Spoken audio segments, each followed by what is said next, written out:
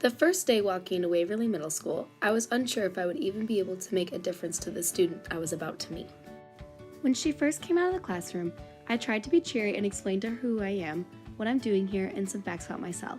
When I asked her the same, I could tell she was shy and closed off from me, not trusting why I was here or the kind of person I was. During her first lesson, I modeled the way I think while reading. I read out loud and would mention my thoughts or questions out loud to her when I had them.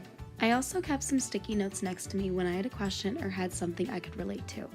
When I asked if she wanted to join my open thinking, she said no and that she would rather just read.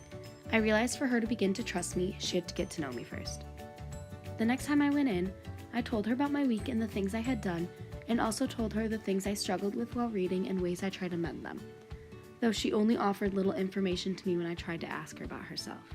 From then on, I had her read the novel out loud to me so I could observe her and try to notice things we could work on together.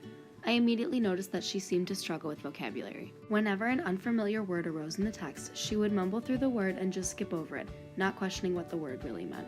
The more we worked together, I would stop throughout the book, relate it to myself, and ask if it related to her too. This eventually made her more comfortable with me and evolved into her volunteering information on her own. In these discussions, I discovered that she doesn't do much intellectual literacy practices on her own at home. At home, she mostly uses literacy for social media and communicating with her friends. This struck me as the reason she struggles with more advanced vocabulary, because in this new age of texting and social media, people stick to the basics and acronyms to try to get their thoughts out as fast and with as little words as possible. This has definitely had an influence on her literacy because according to the modified cognitive model, her biggest struggle is with language comprehension, vocabulary words, and sentence structure. To make a simple and effective strategy, I made a vocabulary word, meaning, and relation chart. This forced her to stop and think about a word she doesn't know, find the definition, and see how it relates to the plot of the story. This lesson seemed to be the breaking point in her realizing that I'm there to help her and not just there testing how much she knows.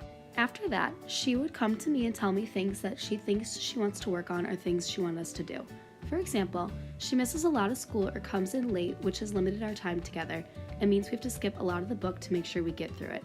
Usually I just verbally recap what has happened in the parts we missed, but she told me she wanted to make a plot map so I could fill in the parts we missed, and she was able to go back and look at other chapters. This initiative took me by surprise and really proved to me that my time trying to help her strengthen her literacy skills were paying off. Not only did she tell me she learned a lot and might try to use these strategies on her own, but she used metacognition to realize things she needed to work on and asked me to help set her up with skills to help her in the future.